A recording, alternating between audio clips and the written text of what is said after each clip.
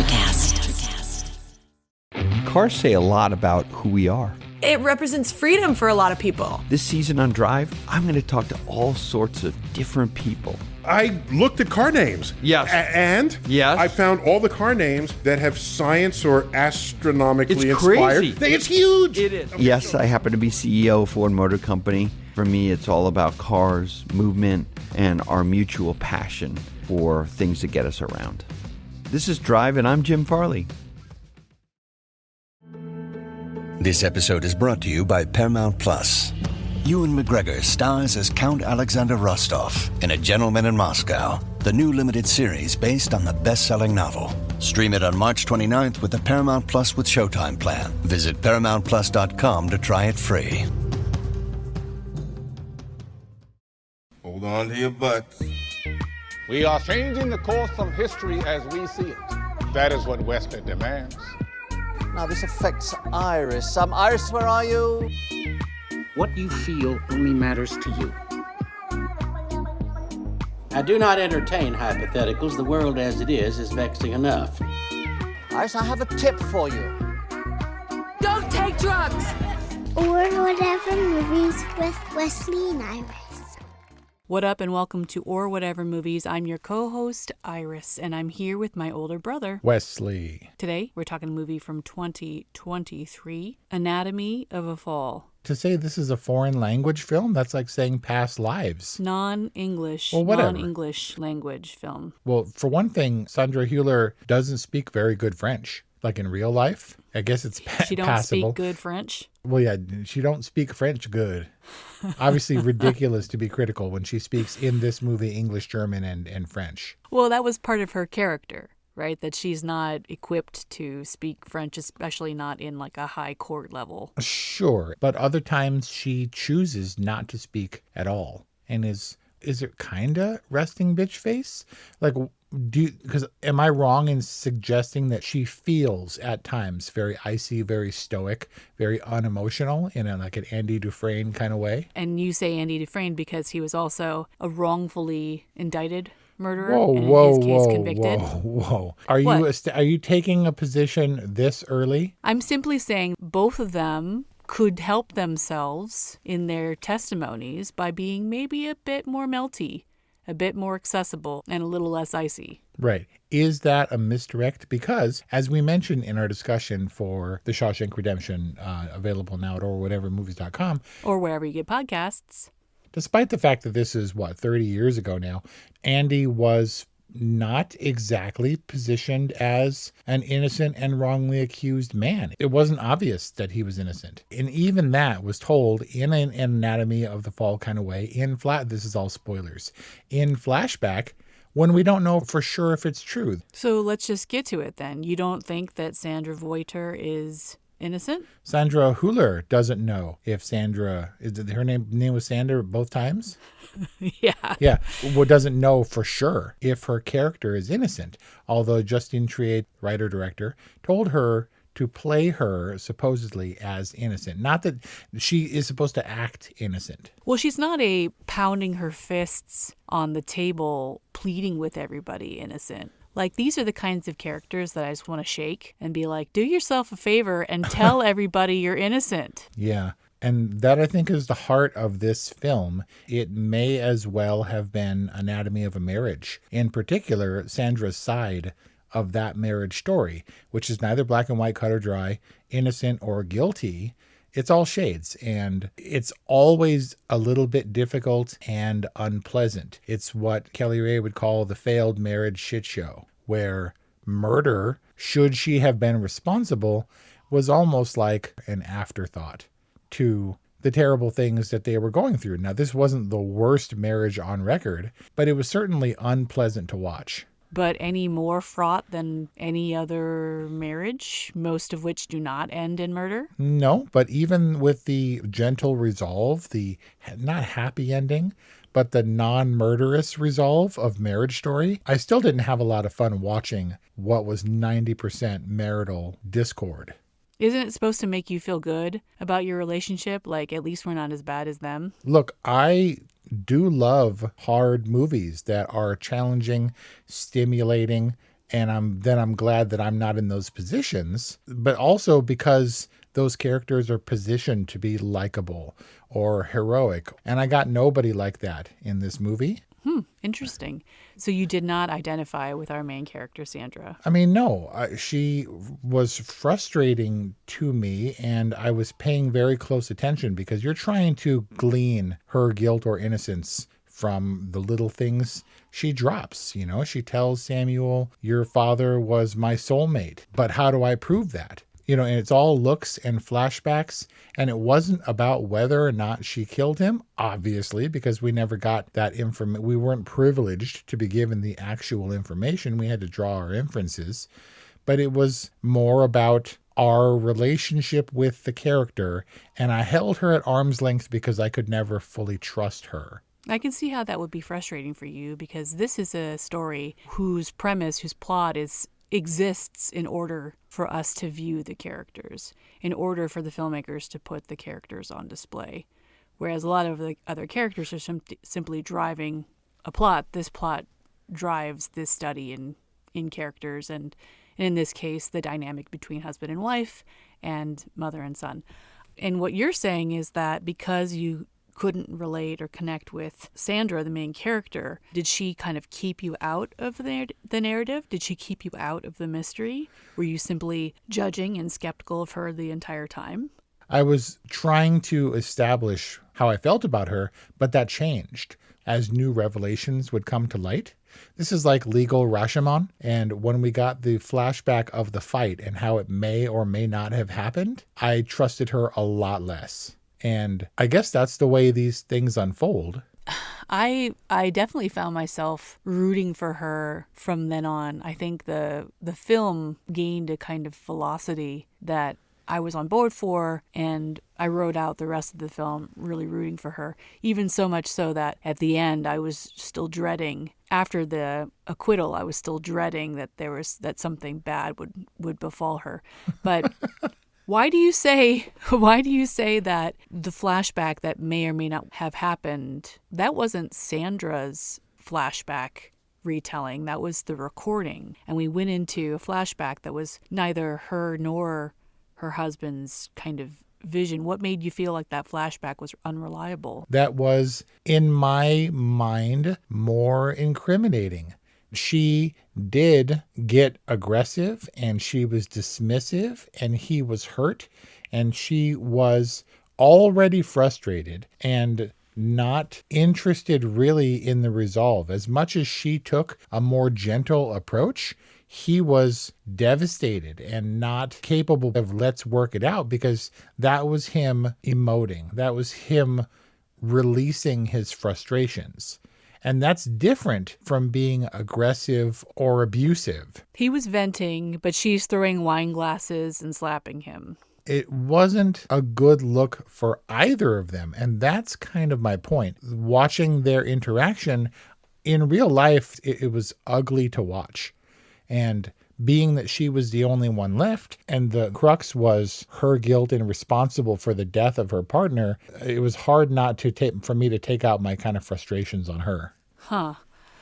Yeah, it sounds like you saw Samuel as a victim. Now, to get back to the recording, we don't see the ending, right? We do rely on her testimony, which may or may not be reliable, that she threw the glass, slapped him, and then he proceeded to hit himself, even though there was like scuffly sounds and stuff going on. We don't exactly know what happened then. I'm a slave to logic. And the logic said, based on the autopsy report, he sustained head trauma before he went out the window. Okay. So he could have been hitting himself. Yeah, he Tyler Durdened himself and threw himself out the window. It could have been from hitting himself the day before when they're having their argument. But it could have been that these witnesses, did you not notice that the witnesses for the prosecution had it out for her? None of them were like neutral, like I'm a man of science and this is what science. No one was logical. They were like, yeah, she seems like trouble. Were they all like failed men who were jealous of her success? Did they have something against her because of her icy exterior? Like, what was the deal with the non-neutrality of the prosecution? Was that the film's comment on gender dynamics, on gender bias? Well, I mean, in his non-closing arguments, her counsel says, her only failure was succeeding where he failed. She was only guilty of succeeding where her husband failed. Does the patriarchy not reign supreme in France or wherever that was held? I felt like they were in their silly costumes and they were just a few years outside of the powdered wigs. I wasn't sure if they were deliberately misogynistic or what was the case there. I just chalked it up to Eurocourt, and somehow the most biting of sarcasm is not reined in. It's not contempt, and it's not like I object. Like he would layer on the sarcasm. Yeah, no, we get pretty ugly in America too. Maybe we mask it a little bit differently. Remember My Cousin Vinny, how pissed Herman Munster got when Joe Pesci came into court wearing like his leather jacket? I don't think I've ever seen it. What the hell? Anyway, in America. Joe Pesci from Home Alone? Oh my God. Anyway, in America, in a modern day court setting, I don't care. Suit, briefcase, polished wingtips. Could skinhead prosecutor would he have been allowed to stay in court? Can you go into court with a dumb haircut? Didn't he just have like a buzz cut? So I don't know, man. I was like, he's like a kid and he's like a skinhead and he's awfully abrasive. Like he had a personal vendetta against Voiter. And then they went all Oscar Wilde on her and they were like using her work, her writing to incriminate her. Like, well, she writes like this. She must be bad. Okay. Was Danny, the little kid, blind or near blind to eliminate early on our suspicion that he was a frickin' murderer? Never got that. Never? We know that his ocular nerve was damaged. We know that he could read the fine print on the aspirin bottles and that he could go for walks. And that he's a near dog murderer. Well. Oh my God. I was so mad at him. I was pretty sure that Daniel murdered Samuel for a minute there. Wow. After he drugged Snoop? Yes. To answer your question, I never suspected Daniel of being a murderer. No. Did you? He was on a walk. He came back and found his dad in the snow. Right, which leads me to my second question. I believe he went on a walk because he was so sick of that music. Were you a little bit glad that Samuel died just so you wouldn't have to hear that music anymore? Except that he haunts us from beyond. Oh my God, they played it. What was that? Was that a steel band, like Calypso version of Pimp? Something. Of 50 Cent? It's a song that I wasn't familiar with, but in a different way than what happened before. As we talked, I went into past lives in a bad mood. This movie almost immediately put me in a really bad mood. And it wasn't because it was a poorly made film. That music was so annoying to me that I like in frustration, I grabbed the remote and I turned it down to a normal level so you could barely hear the music. And they were bouncing between French and English. And Kelly Ray's like, the subtitles have stopped. She's speaking English. I can't hear. Can you turn it up? And I was like, ah! And all pissed and would turn it up just enough so I could understand. Oh my God, that music went on for 15 minutes. I was so glad he was dead, but then in death, he wasn't there to turn off that goddamn song. And then later, in the interest of recreating the crime scene, they played that song again. And I turned the volume down to nearly zero. But anyway, I was also, I mean, it's intended to be irritating, yes. But I was definitely thinking, oh man, this is like a foreign film, not going anywhere or doing anything.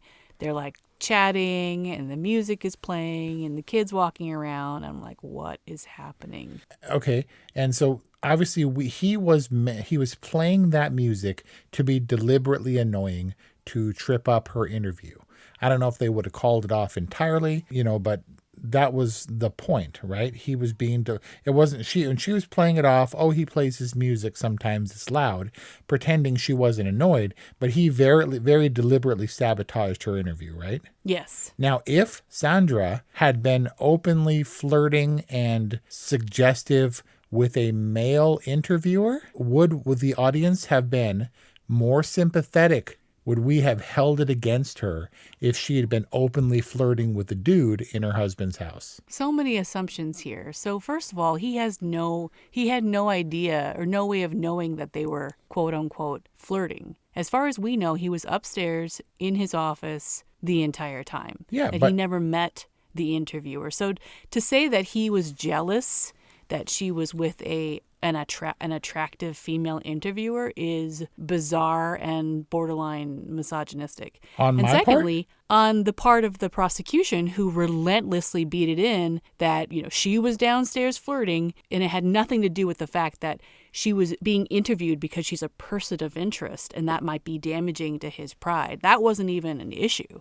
It was she was flirting with this woman, and she recently had an affair with a woman, and so therefore he was very sensitive, but he had no way of knowing that they were flirting. And secondly, she wasn't flirting.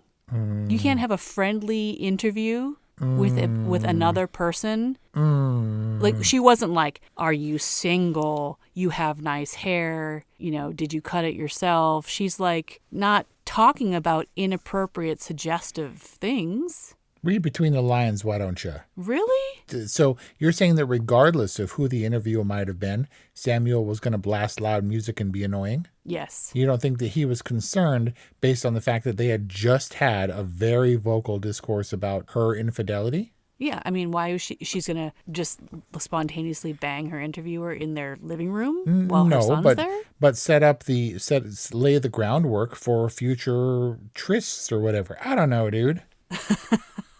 No, I don't think, one, that she was flirting, or two, that was his cause for sabotaging the interview.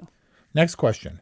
I know that I pull strange things out of movies sometimes that don't really have to do with the plot. But again, I was watching closely to draw as many conclusions as I could based on the information with which I was presented. You with me? Yep. Would anyone other than a full-blown murderer hold chopsticks like that? Hey, it's Kaylee Cuoco for Priceline. Ready to go to your happy place for a happy price? Well, why didn't you say so? Just download the Priceline app right now and save up to 60% on hotels. So whether it's Cousin Kevin's Kazoo Concert in Kansas City, go Kevin, or Becky's Bachelorette Bash in Bermuda, you never have to miss a trip ever again. So download the Priceline app today. Your savings are waiting. Go to your happy place for a happy price. Go to your happy price, Priceline. Life is hard, but finding a really great podcast makes the days go by so much easier. Hi, my name is Blue Telusma. I'm a writer, an emotional intelligence coach, and the host of Humanize with Blue Telusma, a podcast where we believe that when you humanize everyone in the room, a great conversation is almost guaranteed. Join us every week here on Electricast as me and my guest co-hosts unpack big topics and interview even bigger personalities with a sense of humor and a dash of mischief. If you're looking for a new best friend in your head, we've got you covered. Electricast. You're talking about the celebration meal at the end? Yeah, she was crossing her chopsticks. I tried for 20 minutes with chopsticks after this movie to pick up anything like that with chopsticks crossed. It was the craziest thing I've ever seen. She was using the chopsticks like a knife. She was trying to slice her wonton or whatever open, and so she was like slicing from both sides. Right, but she also at one point, at multiple points, had the chopsticks in a single hand, and they were not parallel, they were crossed. It's crazy. This is like your other unfounded theory that everybody who has their typing sound effect on is a murderer. On their phone, the clicky sounds? What's wrong with you? Oh, my goodness. But speaking of the celebration meal at the Chinese food restaurant, when they're taking shots and she's like, one more, and he's like, yeah, one for the driver. did your mind not immediately go to those ominous, foreboding shots of the road, like the mountain road in the dark, and like how she wasn't going to make it home to Daniel? The Iron Claw style? Yes. Spoiler. I'm sure I had that feeling or whatever. but we, this movie really does a good job of making faux insinuations or leading us down a road that doesn't necessarily lead anywhere. When she shows up and Marge is there, I was like, thank God. Right? That leads me to my next question. How convinced were you when Daniel gets all frustrated and wants her to leave? Were you convinced that there was no way that kid was going to last the weekend? Aww. No? Dude, Daniel was a tough-ass kid. He was in the end. Not only did he want to be, well, he was also, throughout, they were like trying to dismiss him and put him to the side. And he was like, no, I want to be there. I haven't disrupted the court. Like, you have no reason to kick me out or to assume that I can't handle what is being said in there. I had no doubt that he would survive. Yeah. No conscience. All right, so he kind of cried over Snoop, but that's your damn fault, kid. Well, what was he to do? He was in a desperate place. If Samuel committed suicide, are you allowing for this possibility at all? That he committed suicide? Yeah. Yeah, it's possible. I don't know that was what happened, but it's possible. Okay, let's speculate further then. Were that to be the case, would he have recorded that fight surreptitiously in order to frame her, in order to make her look as bad as possible? I would say that your argument would be stronger if he had transcribed it like he did the other surreptitious recordings. I think that's an interesting question and very possible. He certainly intended to revisit it, if not have other people revisit it. But if he was trying to frame her, he could have planted more evidence. I was wondering after the fact if he was deliberately provoking her to violence throughout the course of that fight, how much was calculated.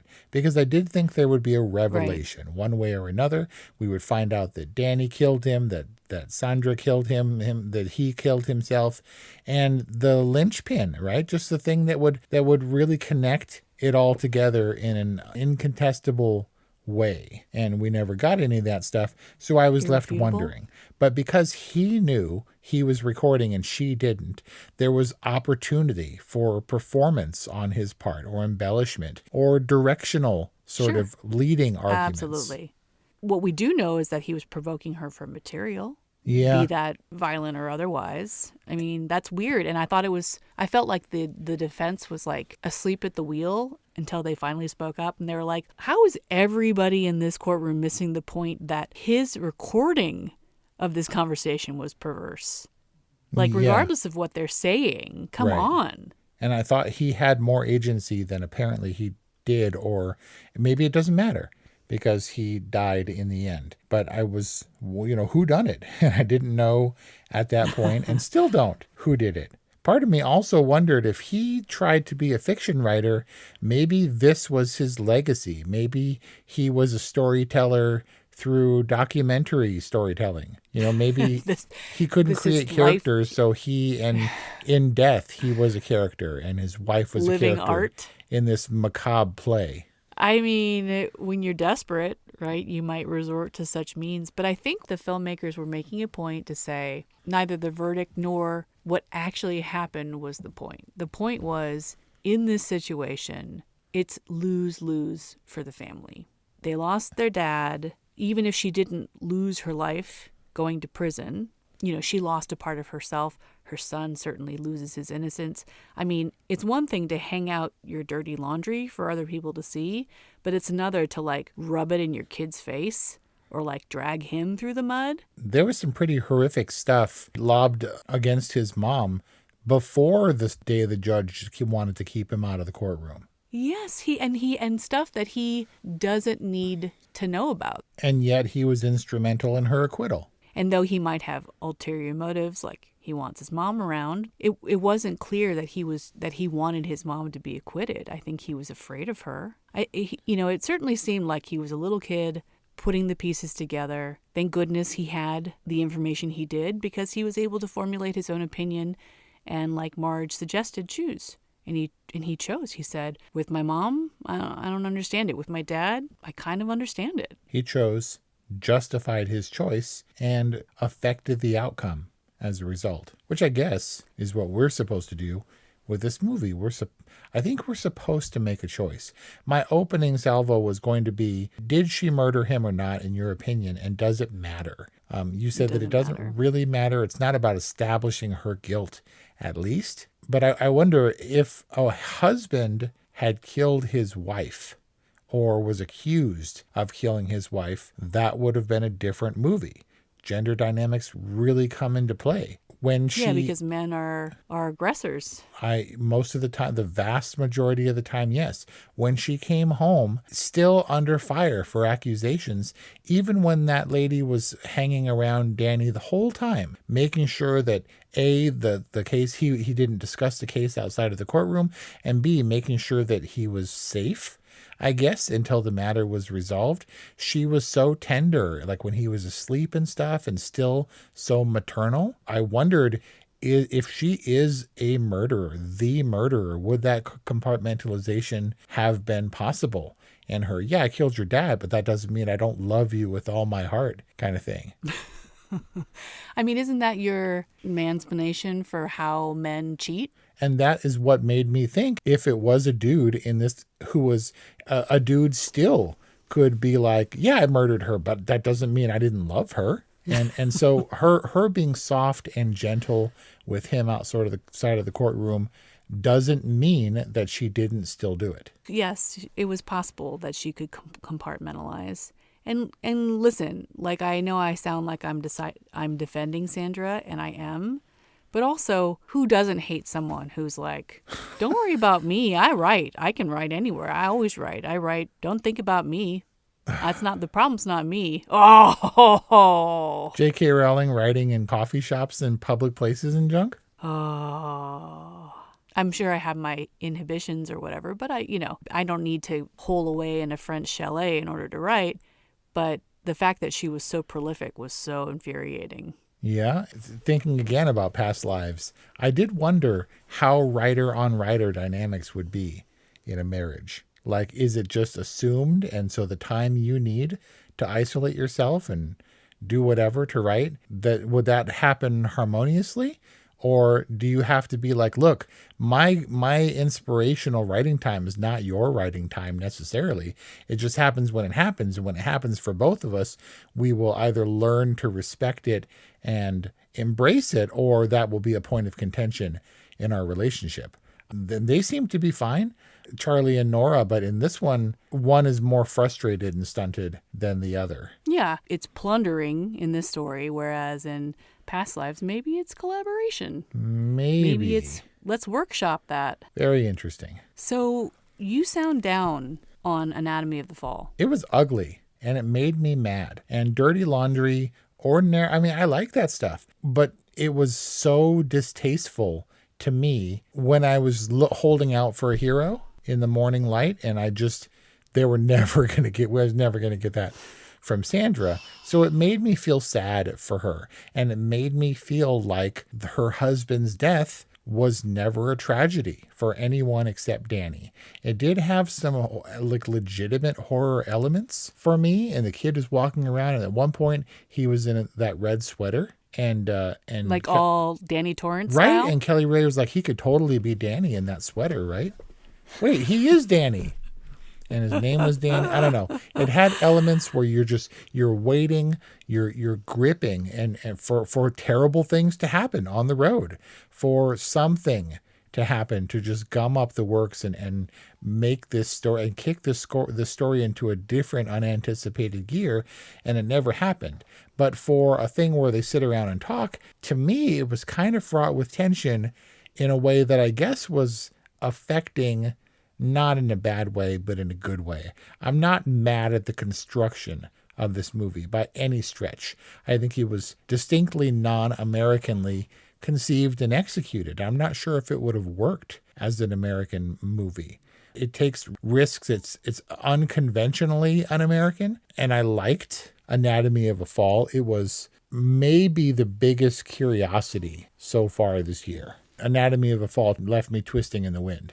Maybe it's like traveling. Have you ever been traveling where you're miserable the whole time? And then I've long maintained that traveling is mostly fun looking back. Right, because afterwards you can be like, remember that time we almost got murdered in Greece? Right. But I mean, traveling is hard, and it makes for uncomfortable flights, and sometimes you have trouble sleeping, and you're exhausted, and you get hangry, and you're on a time crunch and stuff. And traveling seems better when you're back home and thinking about it. And you're like, wow, that was a great trip. Right? Anatomy of a Fall feels better after I'd seen it, but it was kind of I was uncomfortable watching it, and maybe that's a good thing.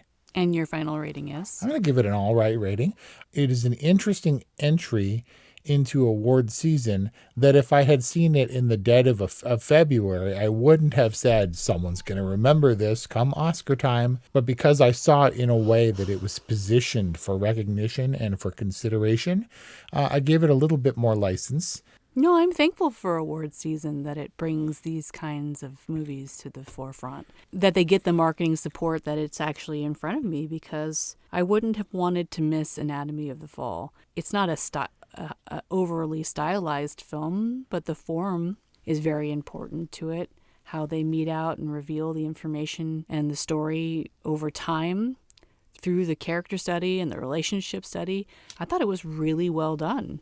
Even though there's nothing fancy or flashy about it, and we spend gobs and gobs of time in a courtroom, which could seem really boring, but there's enough going on with these characters, and there's enough going on with their dynamic. I mean, you feel the third character of the relationship between Sandra and Samuel when they're having that argument, because the relationship is real. And I appreciated that about Anatomy of the Fall, so I definitely give it a good. And those are my closing remarks. Thank you for listening to this episode and our discussion of Anatomy of a Fall, Golden Globe Award winner for Best Non-English Language. Golden Globes don't matter. Film, orwhatevermovies.com for 300 plus other discussions, orwhatevermovies@gmail.com, 818-835-0473 to get in touch with us. Thank you for listening, and adjourned. Welcome to Ringside with Ray and Prince. My name is Ray Leonard Jr. Oh, is that the set? No, that's just my dad. My name is Prince Daniels Jr. Daniels again with a big home touchdown. On this show, we come to humanize athletes, entertainers, business executives. We're going to see what makes them tick. Tuesdays, 10 a.m. Pacific time on Spotify, Apple, Amazon, and wherever you get your podcasts. We'll see you there. Peace and power. Electric acid. Hey, what's happening out there, everybody? This is Lawrence Ross, and I'd like to tell you a little bit about my podcast, The Lawrence Ross Show. Egomaniac. It's a 2-hour weekly exploration into my mind. I also do sketches, celebrity impersonations. You're out of order! And I also do song parodies. Not too shabby for a blind guy. Not only are you visually impaired, but you are geographically impaired. New episodes are released every Friday. Check it out on your favorite podcasting platform or listen to it here on Society 13 on Electrocast. Electric acid.